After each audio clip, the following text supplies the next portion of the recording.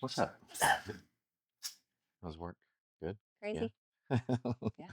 right. Well, we get our time, How are so you? How's your Mr. good. Mom day been? It's good. The house is clean. I still got to do laundry, but everything else is clean. We got the table laid out with shirts and sweaters on it, stuff for the boys for the trip. So we're getting there. We're dialed Okay, in. So there you go. yeah. All right. I think today we're going to talk about kind of Mental Joe, how you came up with the Yeah. logo, the name, just the brand, how'd you evolve into that? Yeah. So the soldier, like the Zen soldier, right? And Conquer the Battle Within, it was really our TRE logo and kind of our tagline. So for those who don't know, like TRE is tension trauma release exercises, and it's a modality I picked up that Carrie took me to like this yogi studio place with a bunch of women, and I'm this one dude that walks in, and I'm like, where the hell am I, and why am I here? I felt like I was doing there's an intervention going on. And so no, so I went through TRE, and actually it was such a cool modality that I became an instructor for it. And through that process, we know we needed a logo, and so we both kind of talked about what would resonate really quick and people might understand it, and we kind of came up with the Zen yoga soldier with the cross rifles, and then just out of nowhere, I think "Conquer the Battle Within" just was like our tagline that we kind of came up out of nowhere. And we struggled. We struggled for a long time. Like, how do we tie this all in? And same thing. I think I was smoking some cannabis that night or something, but came up with Mental Joe. And then from there, we're just like, well, yeah, GI Joe. We all grew up with GI Joe, and then everyone knows your average Joe. So we kind of said, it's everything. Mental Joe can be everything from the GI Joe to the average Joe, and then we sat with that, and it was our TRE name. That was kind of a tagline, logo, and the name Mental Joe. And that's what we thought we were going to use it for, was the TRE portion. Um, and then I don't know what, 2 years later, like 8 ketamine sessions later, came up that we had to do an apparel company, and everyone always told us how cool the logo was, and so we're just like, well, I guess this was a logo for an apparel company. So I mean, that's kinda how we came up to, I mean, does that resonate with you? Does that make sense? I mean, how Yeah, we like yeah, I mean, I think I had a little bit of pushback on Mental Joe. I'm like, why Mental Joe? Like, yeah, why is this? And you just had it in your head that it was like the GI Joe, like Mental Joe, like yeah, the Zen soldier that like you were kind of set on it. So I'm like, okay. yeah. Um, I think too, for me, it made it simple, right? 'Cause as soon as you say mental, like, you already know what you're getting into, yeah, and then the Joe part ties into the average Joe to the GI Joe, yeah. so it kinda covers everybody for me. I mean, I think I struggled with it, but I think the more I sat with, like, that variation of who that covered, I was like, "Okay, this makes way more sense now that it all ties together," Yeah. So What do you say? I know I think we've gotten a couple of like feedback, or at least I have, like, why would you use the word mental in that? Like, don't you think that creates like a stigma on its own? yeah, but I mean, that's what we're trying to talk about, right? That's what we're trying to break, Yeah. is the stigma. So again, I think mental, like, you automatically know, like, oh, geez, what these people are talking about, something mental, like, right? They don't know what the full topic's going to be, Right. and then you pull out of the pockets, bam, psychedelics, and then it's a whole new audience of people going, oh, Jesus Christ, what are you guys talking about? So I think we're fighting two very big stigmas. One, mental health. No one wants to talk about that, and no one wants to talk about non-traditional because we're so tied to traditional therapies. And these non-traditionals, now, again, whether it's plant medicine or it's in a lab, LSD or MDMA, like, Yeah. these things used in the right set and setting are profound. And again, I think you echo it with me. MDMA is something that saved our marriage. So I think it's I think it's kind of our duty to talk about it. And again, over the span of 3 years, of how many other different relationships did we help, Yeah. go get the help so they're still together, Yeah. or I think we said, what was it, roughly 200 people in 3 years that we've helped. At least. So, Yeah. and that's just us, Yeah. so I mean, our company grows, those numbers grow, Yeah. that ripple effect gets bigger. So in, like, I know we talk about a lot, but I got like maybe my own vision. I know you're passionate about, another side of the business. And I think you are perfect to talk to about that, right? Like, how many people, right? We've talked 200 people in the last 3 years we've probably helped.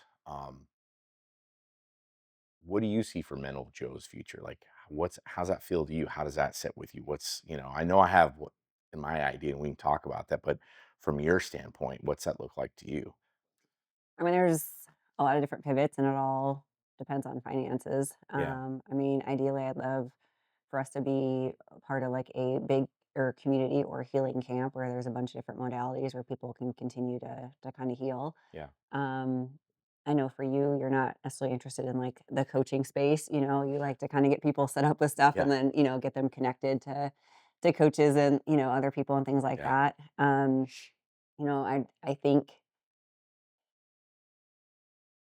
I think we could be really powerful if we could get a space just to talk about relationships Hmm. and how much psychedelics have helped us as a couple. Um, I think there's a big part of that missing just in the whole like connectivity of like when one person goes to heal, what does that mean for the other person and how do they come back together Yeah, and kind of heal together? Um, I mean, I feel like that's kind of like where my passion is between that and like obviously like my side as a mom and how, psychedelics have helped me become a better, calmer, more patient mom. It's helped hmm, me through some things as well. yeah. So I think our alignment, I mean, is there, but I think like my passions are a little bit different where yours obviously are like men and, veterans. Yeah. Whereas mine is like families and, moms, but also really cheering for the dads and the men because I don't feel like there's a lot of that from the women's perspective. Yeah. I think that there's a lot of moms do all this and moms are burnt out and da da da da, and 100% we are, but Hey, we're struggling over here too, I God know damn it. that's what I'm saying. Like there's a but, like so Yeah. are men, like, and I think that there's a lot of tick for tat in relationships and between like moms versus dads and who Well, holds more and yeah, and I don't want to interrupt you, but I think that's a good point. Is like we've talked about it before, like how disconnected we were, right? And it wasn't that we loved each other, but I think neither one of us came from a background to have a hard conversation, right? So like we didn't know how to have that conversation. And like I said, I was working 15-hour days, maybe seeing you guys an hour a day if I was lucky. So like you're working from home, your mom brained out with these kids. I'm coming back and there's no intimacy. We're literally saying goodnight to each other, and it's a repeat pattern for millions of couples, and no one wants to talk about it. yeah, And so I think the men, right? Like we don't get our intimacy, right? And we get a little pissy and we get pissed off, and now we're not doing laundry, or now we're not holding space for the kids and the wife because we're walking around like knuckle draggers ready to punch a hole in the wall, right? I mean, that's a fact. yeah, And I think once you saw that from me of like, hey, like I need to be seen too. I need to know that I'm still in this house because I get this girl that I'm hanging out with, and next thing you know, it's just us. And now we got these two little humans we got to raise, and I take a backseat to everything. yeah, And I don't think enough men talk about that, or even probably wives, right? Because we get like now I understand the mama brain. I understand why you're pinged yeah, out. I get all that. So, right, like we've had those deeper conversations. So I think from that standpoint, like you're saying, like I think it is a whole family, and I align with that. It's got to be a whole family healing because you've seen it, mm, how different our boys are, and how yeah, different they are with me. Different, how more cuddly and talkative we just react to situations with them. yeah, I didn't want to interrupt you, but I think having some of that context for guys, like we don't want to say it, but we walk around and we're pissed and we're carrying heavy energy, mm, and then that bleeds onto you because, like otherwise you're just waiting for us to explode again. 100%, yeah, yeah. I mean, and there was Mhm. a lot of the time, and same thing, like with your heavy energy, and Yeah. I'm like tired. I'm like, all right, I know we should be intimate tonight, but I'm like, last thing I'm gonna do, you're being a dick. Like, then it just, propels from there, Yeah. and Yeah. days turn into weeks, and we're both walking around with middle fingers as we pass each other in the Yeah. hallway. Kick rocks, bitch. I'm out. Yeah, you know? But yeah, I mean, I think we're aligned there. I mean, me, I still want to be on that apparel side, right? Because I think apparel is that's the vehicle to get capital, yeah, right? And as we gain profitability, as we gain that capital, it's a lot easier to write a check to these retreats that we partner with yeah, and get people the help that they need because we know all this stuff is out of pocket. And it's not like everyone's got a couple grand just sitting around. And I think that's where I realized like twofold, right? We can use the apparel to build a community. We use the apparel to build awareness, Mhm. but with that, then it's profit for a purpose. Right. And so as we grow as a company, we can write those checks, like I said, to these retreats, to these clinics to get the people help. And future wise, again, to circle back on that, I see like twofold. Like we have this fun, goofy, like, t-shirt, hat stuff that we have now to bring awareness, but I've always talked about an athleisure brand, Yeah. and we just got some of that apparel last week. It Right now it feels good, but I think that's a long road ahead, Yeah. but like all the doctors and lawyers that came up to us at MAPS, they're like, hey, like we can't wear the mushroom shirt at work. But we want to support you. So from that moment, I was like, oh, we'll have this athleisure Yeah. side. And so same thing, right? We had logos already ready. It was there. So I see that, right, to almost a two-prong approach, and you're essentially talking to two different ecosystems. Yeah. So, and then I think that ties into that family dynamics and Yeah. helping there too. But I mean, future-wise, I think that's, it all ties in together pretty well. Yeah. So like, I don't know, like there's always a demographic for a brand, right? Everyone talks about that. We know our demographic for the most part is 25 to about 52, right? In that range. We're heavy on men. We're, I don't know, 55 to 60, and depending upon the month, right? We could be 40 to 45 women. So, pretty split for the most part. But like with all the different people we've talked to and touched, what's that feel like? Do you feel like we're an everybody brand, a lifestyle brand, or are we going to be very nichey, or what's that feel like to you? I think we're an everybody brand. I mean, again, like when we started, the Mental Joe was more for like veterans and Yeah, men. We were yeah, very men heavily in yeah, this. But I really think it's everybody. I mean, we get people, at the boys' sports that standing by the yeah, sidelines, and next thing you know, they're coming up like, "Hey, I need help." They could be normal dads, they could be firefighters, they could yeah, be police officers. They're literally anybody. And then the same thing with moms, and just people in general. I mean, I have people reaching out to me on social media from all walks of life. So I think like as far as like touching people, like we want to be able to touch everybody yeah, and like be able to spread awareness and have conversations about alternative modalities. As far as like true funding, we have to be niche about that just because there's just not enough funding for everybody. And so, yeah. I mean, I think obviously like our first line is veterans and first responders.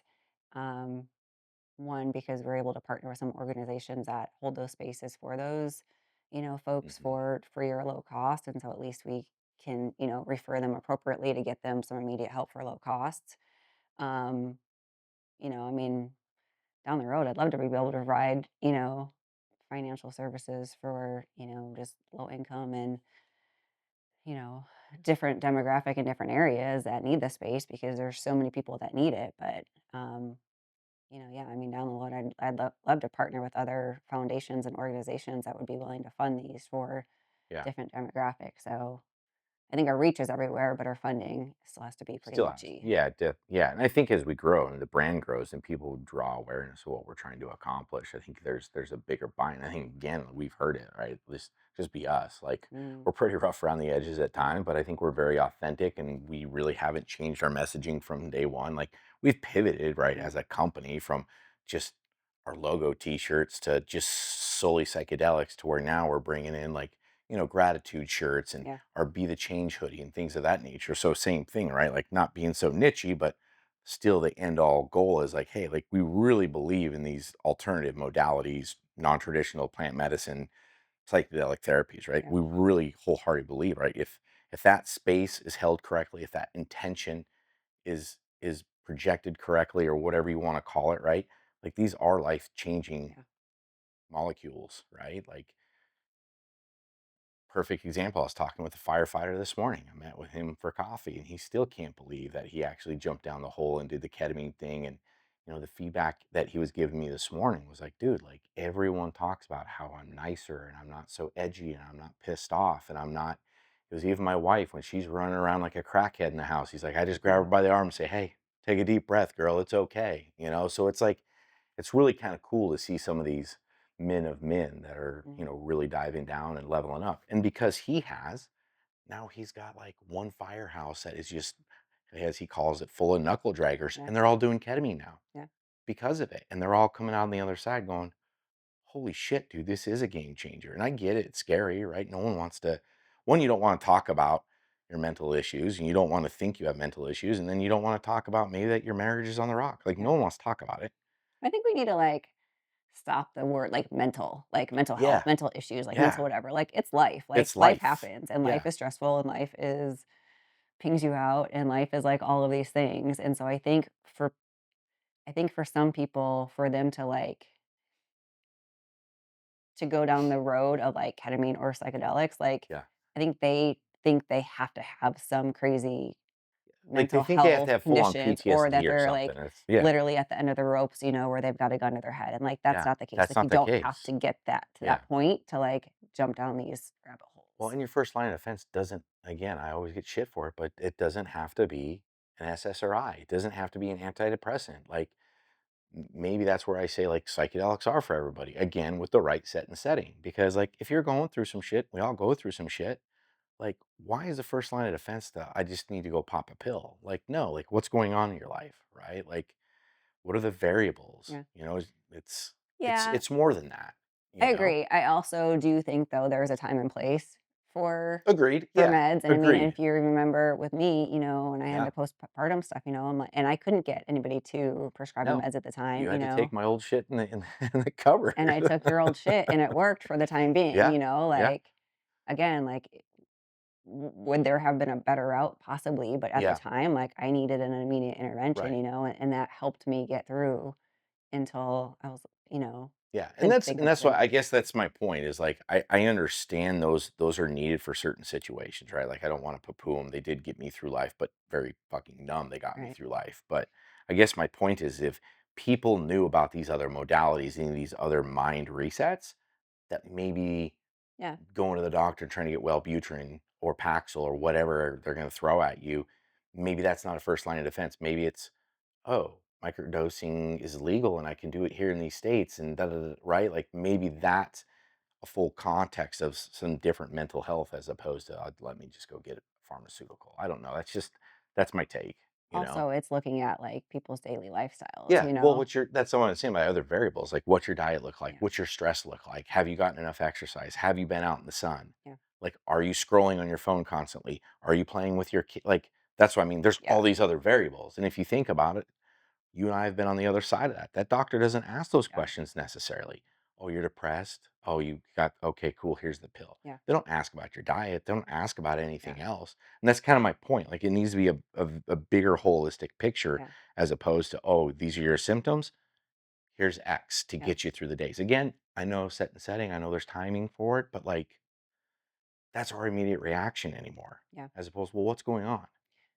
yes. Having a conversation, variables. And like you said, I mean, I'm just emphasizing, like, Yeah, all of the things because you can do psychedelics and you can still not change anything, and that's you're 100%. not gonna get better, Yeah. So, Put same in the work, thing as like we that. said, right? Yeah, Own your shit. You got to put in the work. You got to look yourself in the mirror. You got to like, you can't just take it and it's not going to fix everything. yeah, It's and the that's key to open the door to look at yourself, I think, right? yeah, and again, like, as much as it can rip some of the Band-Aids off, like, a lot of people still want this to be, Yeah. like, the magic pill, like, the Yeah. magic thing, 100%. and you still have to look at a whole bunch of variables Yeah. and Again, own your shit. a lot. Yeah. A big, right. Bigger holistic bubble, right? All these things have to connect. You can't go do one modality, right, and Yeah. figure it's going to work, or one plant medicine, or you go do ayahuasca. Next thing you know, you think you're changed. Well, you're changed for a couple weeks because it feels great. Then Mhm.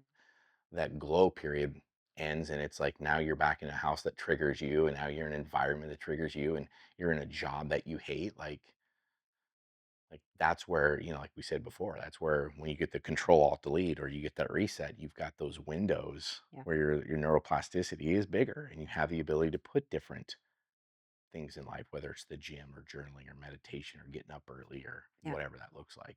Changing diet was one of my biggest things. So where in like maybe my process did it set with you that you knew ketamine was actually working? You know what I mean? Like where did you like were you like where was there an aha moment? You're like, oh my God, he is different, or he's not reacting to that, or he's this doesn't piss him off. Like Yeah. give me some scenarios or like where in that journey were you like, okay. All right, I see what's going on here. Then I'll get back to you. Yeah. I mean, I think so twofold, and I'm gonna kind of twist this a little bit also, just Yeah. so I think it took a while for me to kind of see it.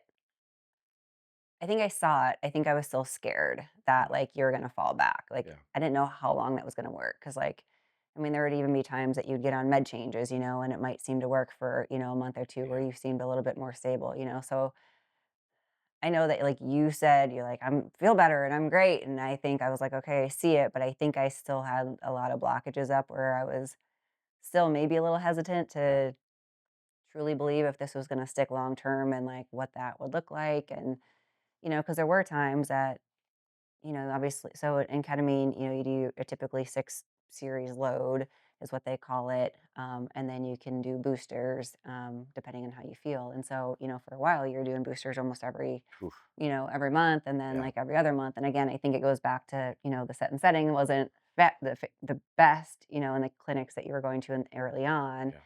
um, but, there would be every couple months or you'd start getting a little edgy again. And so I think I still kind of had that hesitation of like, okay, is this going to work? And then as you started being able to spread those out a little bit more, and then me being able to understand like this is kind of the part of the process, and our communication got better about like, me being able to say like, hey, like you seem a little edgy lately again. Like, are you good? Like, do you need a boost? Do you need, to talk? Like, what's going on? And then you being able to recognize that also.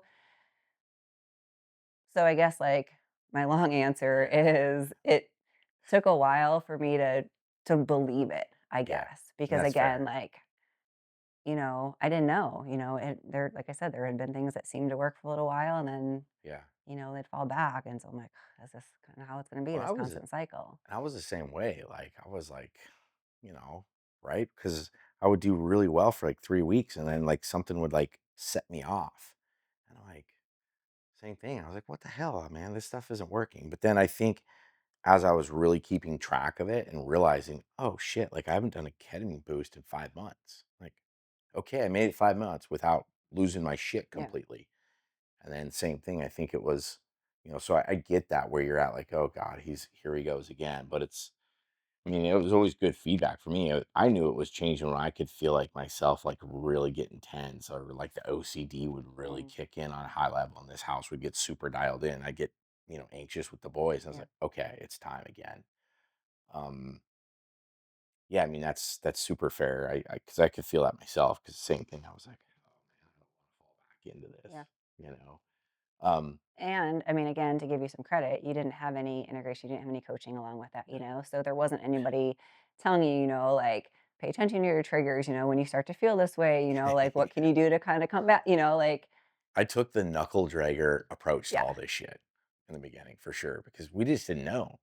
And I think that's why I'm so passionate about it, right? Because right, they just plug me in, pull the curtain yeah, sometimes, and then I'd come out and I was like, I feel like I'm in this crazy video game. Now I got to come out to this real life yeah, again. And that was freaky. The adjustment period on some of that was nuts, yeah, and yeah, I think truthful, right?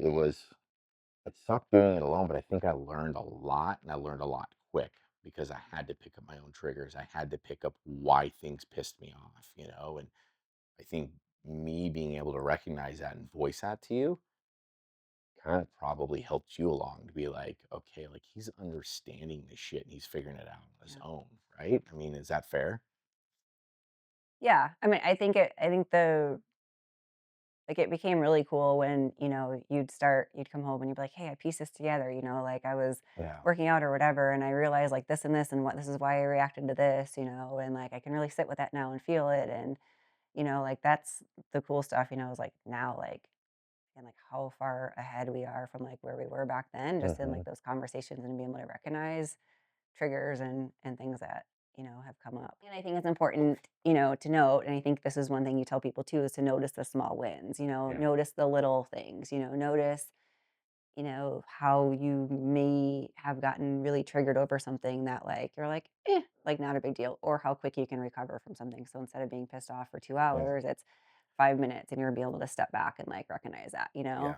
So I think that's like one thing is like really being able to recognize that. Um, and that like I don't know if I told you this, that I think I did.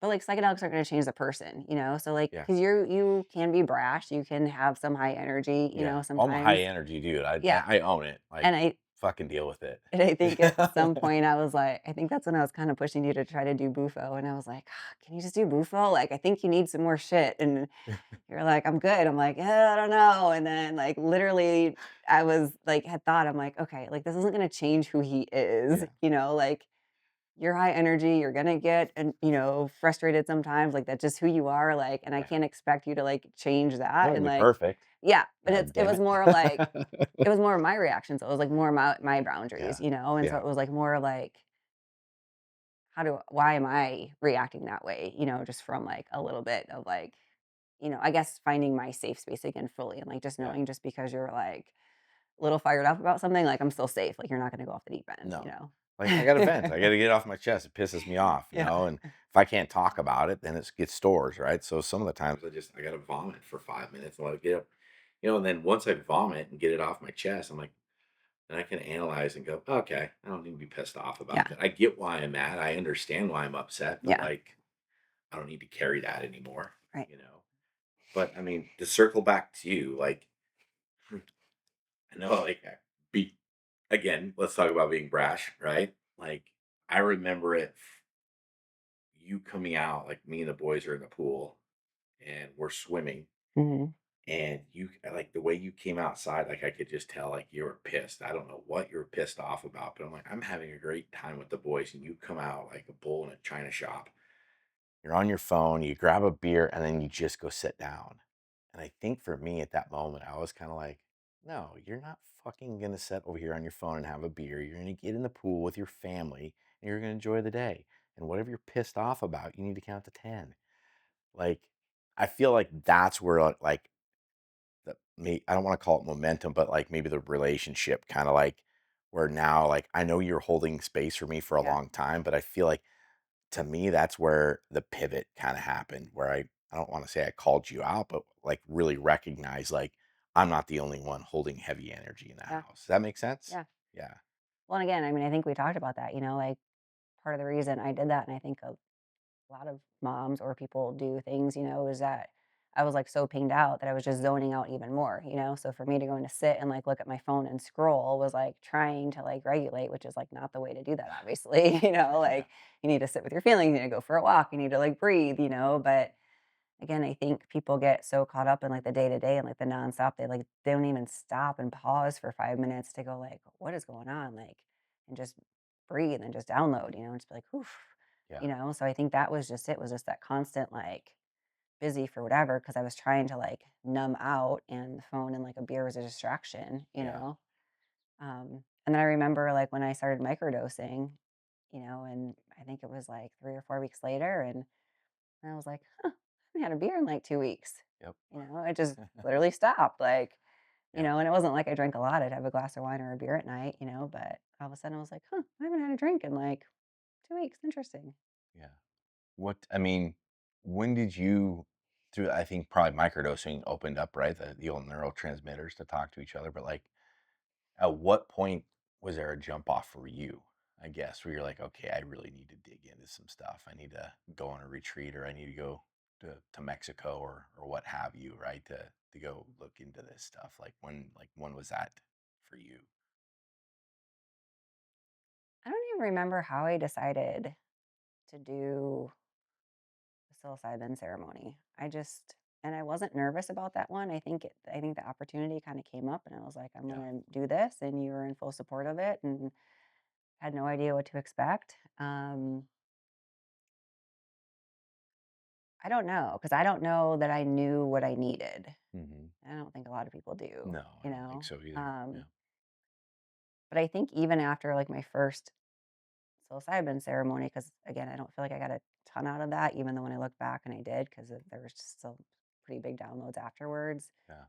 I think it was like an onion peel, you know, like, it was a slow peeling of, like, I didn't realize, again, like, how pinged out my nervous system was. I didn't realize how stressed out I was. I didn't realize how many blockages I had. I Yeah. didn't realize I thought that was normal, Yeah. I thought everybody felt the way I did. Like, I thought everybody held all their tension, Yeah. Well, walked that's the around thing. like We this think it's nonstop, normal. We think that's normal because, again, no one talks about it, Yeah. right? So we think it's normal to walk around pissy like that and inflamed and not feeling good, right? Because how many other women did you talk to that have mama brain, that are, Yeah. menopause or whatever, right? They all hate their Hormones. husbands. Yeah, they all hate their husbands. Every single one of them hate their husbands.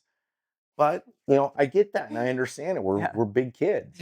But at the same point, like, there's a need factor there too, and Yeah. we see it all the times. How many other couples that we see, and we can tell they're not connected. Yeah. We can tell there's a loss of love there, Yeah. and it sucks, because it's like, deep down they love each other. Otherwise, they probably never would have gotten married. Yeah.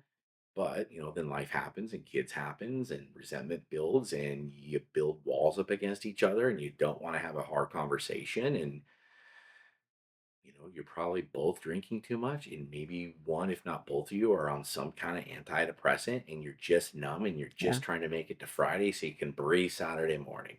Yeah.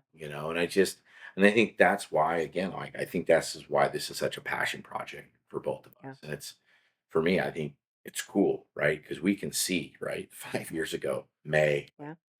line in sand, and I think we can look back 5 years and go, oh, that's kind of when our relationship really started. Yeah. Like, that's when we, like, both dug in, So for me, it's cool to see Yeah. because we are completely different people now, and I'm happy for the individuals we're becoming. Yeah.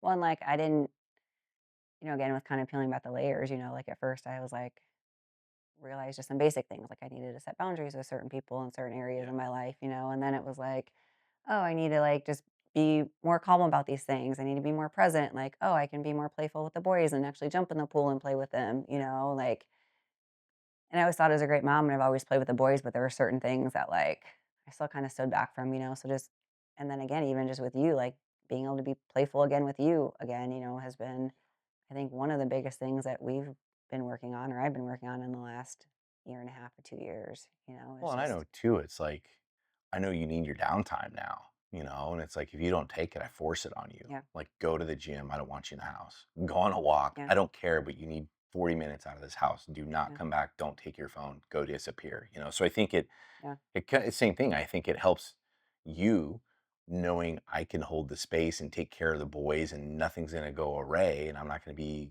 pissed off, hmm, and you see it, like, you just got back from a trip and like you said it, you're like, I was able to go do my business trip and not be pinged out wondering if you're going to flip out on the boys. yeah, And me and the boys rocked it. yeah, I mean, we do really well I together. know, We're like a full, just well-oiled little machine, yeah, So it's kind of cool for me too to recognize, like, no, I can run a household.